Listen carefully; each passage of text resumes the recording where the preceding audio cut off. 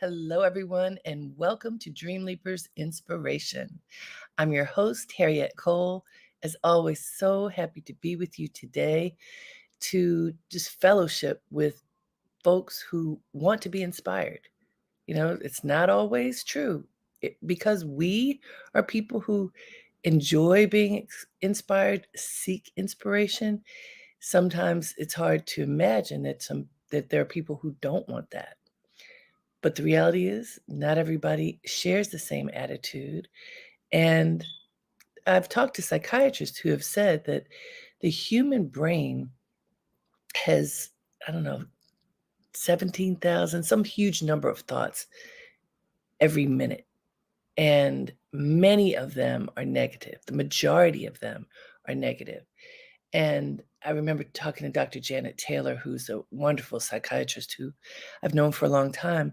She explained the reason for this. It's to protect yourself. That when you see a street crossing, something inside of your body, not just your parents telling you to stop, look, and listen, but something inside of your body says, "Oh, caution, be careful before you cross." Of course, we get taught this by our parents, but internally, our system tells us, pay attention, be cautious. These caution signs and notes, internal notes to take heed, are everywhere. And those thoughts to take heed and to doubt and to question happen within the human brain many times over, many more times than positive thoughts. And so we are taught that we have to train our brains to be positive because the natural propensity is to have those caution signs all along the way, which of course do help us to protect ourselves. But most of us are fortunate enough to live in a space and place that allows us, that affords us the luxury of being able to relax a little bit, at least to relax and to recognize that we can look at our lives in different ways. Today, I chose the focus to be positive. To be positive. Now, I just finished saying how it psychiatrists have pointed out that all these negative thoughts that fill our brain are important and they are predominant. I'm saying be positive. Make that predominant. And what happens when you do that? What happens when that is your practice to be positive every day? When you wake up in the morning, you tell yourself, yes, this is going to be a great day. Great things are going to happen. I'm going to move through this day with a positive attitude. I'm going to look for great things and opportunities and engagements and notice the great moments that are before me. What happens when you do that? Have you ever just practiced that for a whole day? Whatever happens, no matter what it is, you're going to stay positive and be positive. This is something that I've been practicing for years. I can't say that it works every single second because that would be telling something that is not true. It's like being positive is a muscle. It's an action to become, to inhabit the space of positivity takes action and it takes ongoing action. It's not just one time you tell yourself, I'm going to be positive and that's it. Not at all. It's something you have to go back to and back to. And so many opportunities come throughout the course of a day that can diminish that. This is why it's active. It's extremely active for you to say to yourself, to your brain, to your thoughts, words, and deeds, I am going to be positive. And when I face something that is not positive, I'm going to work through it and choose the positive somehow, some way. Now, that can feel like a wrestling match sometimes. When things are going poorly, when there's consternation, when somebody's pushing back, when you didn't do as well as you thought you could, when something happens and your balloon is deflated, you don't feel positive. That's when it's all the more important for you to choose to be positive and figure out a way around, through, over, under, whatever the challenge might be. The reason that I thought of this topic today is because this past weekend we celebrated my mother's birthday. On October 28th, she turned 94 years old, which is an amazing blessing. And she is of sound mind, of the best spirits ever. And we gathered with her to just share our love and joy. One of the things that radiates from my mother's being is her positive attitude. I mean, literally, she has the best smile ever, and she's often just shining that smile out into the universe. And we we talk a lot. We talk just about every day.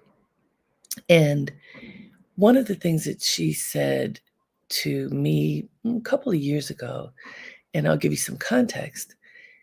COVID occurred, so that was in 2020 when quarantine was imposed because so many people were getting sick. She got COVID that first year. We were afraid that we were gonna lose her because this was before there were vaccines. She was put in the hospital. She was in the hospital for 3 weeks. When she came out, she could not walk because they didn't take good care of her in the hospital. We were contracted. There was a lot of fear. I'm not gonna say she had a lot of fear. We, the family, had a lot of fear. And as she was improving and her life changed dramatically because her ability to move was dramatically compromised, when she was better enough to be back into her full faculties, and I asked her one day, "Well, how are you doing?" She says, "I'm making the most of what I have left. I'm making the most of what I have left." Now, as someone in her 90s, I think she was 90 when she got COVID, you know that you have fewer years ahead than you have behind. So it's not a doom and gloom to say I'm making the most of what I have left. She who knows what she got left. But her attitude was, I'm going to be positive no matter what. I'm going to take the cards I'm dealt. I'm going to choose to find joy and fulfillment and contentment and light in the situation where I find myself. And I'm going to make an effort at that. And one of the great things that she did in making such a positive effort, she literally, working with physical therapists and doctors, etc., went from not being able to walk at all, being what they call a two-person lift, to being able to walk. Not a lot, but a little bit every single day. Who improves at 90, 91, 92, 93, 94? Somebody with a positive attitude. And so as I celebrate Doris Cole, that's her name, I think of the many lessons that she shared with me and my family, and I share many of them with you. Fundamental for her is to be positive. She chooses it actively every day.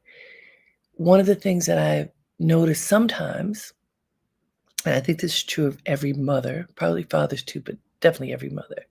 Sometimes mothers worry. They worry about their children. They worry about things that they can't control, but they want to be able to protect their family. And on occasion, my mother will say she didn't sleep well because she was worrying about something, and she was puzzling through it in her head in her sleep. And then she'll wake up tired because she was thinking about it. Even then, and this is the act of being positive, which is what we are talking about today. Even then, in the struggle, in the mental struggle, in attempting to sleep and wrestling with some negative thoughts and worries, she makes the choice to let positivity rule. And so there may be a bad night, but there's not going to be a succession of bad nights because through prayer, through meditation, and through faith, through the belief that greatness can come, if your attitude tells you that, she wakes up the next day with a smile on her face. I thought that was just something awesome to share because as we all go through things, it can be really challenging to remain positive when it feels like we don't know what's next, when it feels like things are contracting, when it feels like there's been a break in a relationship, a break in some kind of engagement that we value, and it's not going the way we want it to. And in times like those, there are lots of things that people do. Pointing the finger, we've talked about that, blaming somebody else for whatever has occurred, that's very common. Talking about others in a bad way, extremely common. Bad mouthing whoever it is, diminishing whatever the situation is, what it seems like, so that you can seem better, not helpful. It's not a good thing to do, and it's not helpful. It doesn't make anything better. Complaining doesn't make anything better.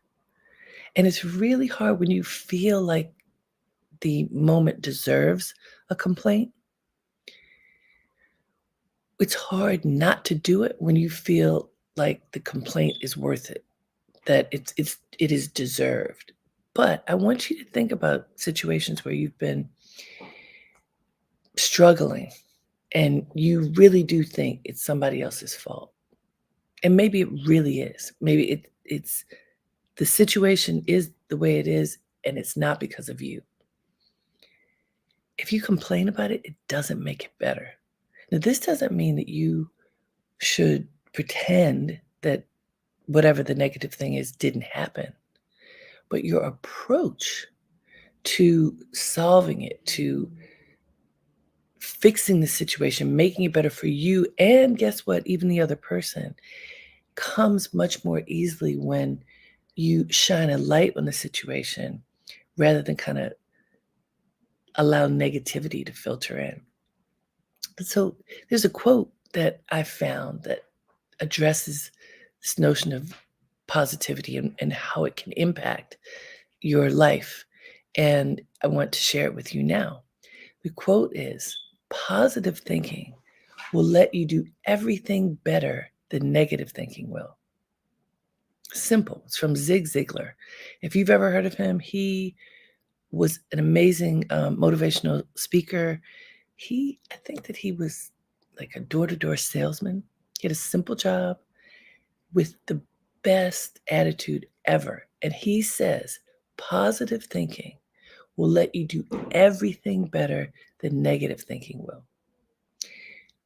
The way you approach a situation, if you approach it from a positive mindset, it's easier to solve for whatever the challenges are. So something has come up. You have a problem at work. That's what a lot of us face, some kind of challenge at work. If you just put on that negative hat, oh, I can't stand it. This is just giving me a really difficult time. Why is this person behaving like this? I can't believe this is happening again. Finger pointing. Instead, take a deep breath. Take another one. And take one more. So those 3 cleansing breaths really do help to calm you down. And look at it again. Look at it as an amazing puzzle. How can I sort through what I'm facing and find another way? So I worked with a client recently who was wrought with concern because she's supervising a group of younger people. She felt the generational divide. She didn't feel like she had the right tools to talk to them so that they could hear her. She felt like everything that she said reflected in a way that she didn't mean for it to. And her attitude became, these people are knuckleheads. They are not working hard. They don't want to do their job. I'm tired of trying to convince them to do things, and they just don't know how to do anything. So I'll just do it myself. She got to that place. And so she didn't say that out loud, but in her being, that was her attitude. And so what she thought she was doing was just, okay, thank you, thank you.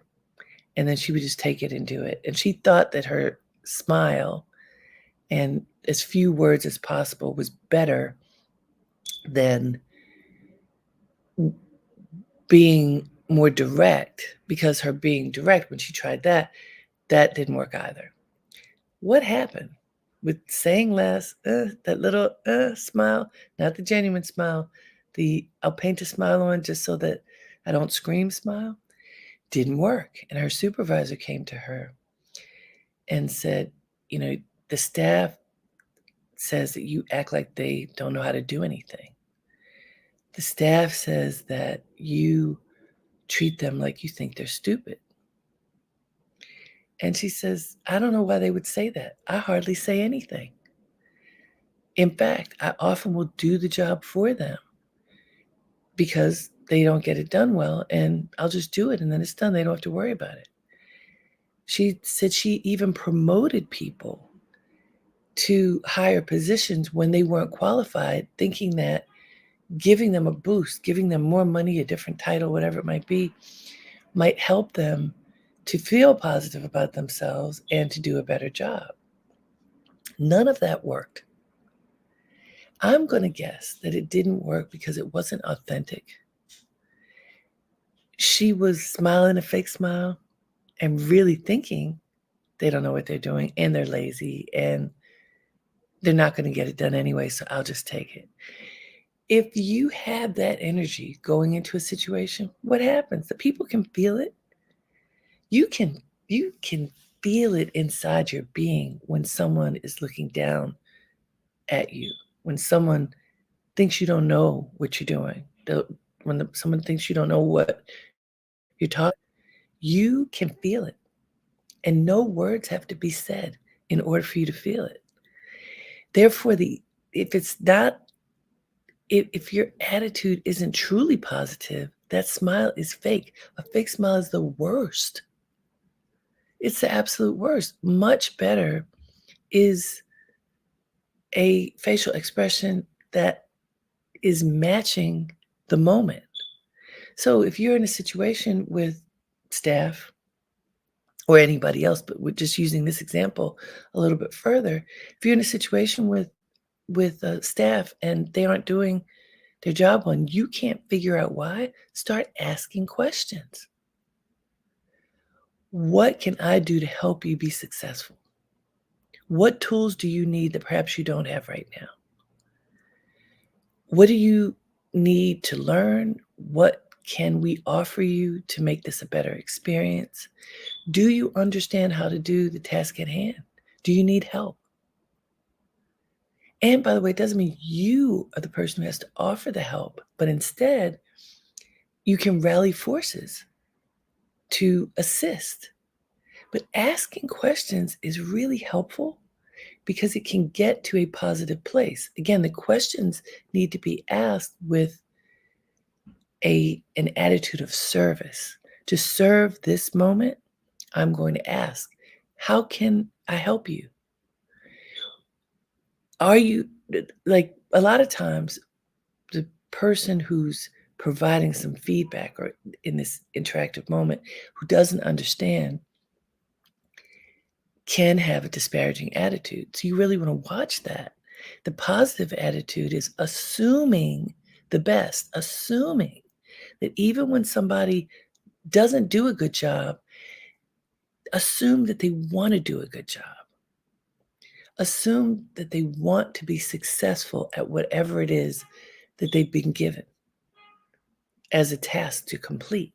When you assume the positive about another person, it helps to lift them up. It helps to buoy them.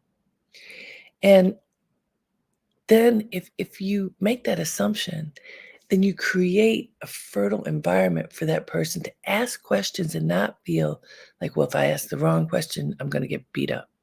If I ask the wrong question, I'm going to be seen as less than in that other person's eyes. So having the attitude of supporting the moment, supporting that person, helping that person to be successful is going to do exactly that. So Zig Ziglar said positive thinking will let you do everything better than negative thinking will. Everything. Positive thinking will let you do everything better than negative thinking will. In that interaction with others, if you assume the positive, you assume that the person on the other side of the interaction wants a positive outcome, just like you want a positive outcome. The easiest way to get a positive outcome is to envision what that outcome will be, and maybe even together to talk about how can we resolve this? If you have a conflict, you have a challenge, how can we resolve this? What do we want the outcome to be? So if the outcome is to get the project finished, okay, how can we do that? Let's work together and figure out how can we do that? Or I'm giving this back to you so you can figure out how do we do that? How can we have a positive outcome?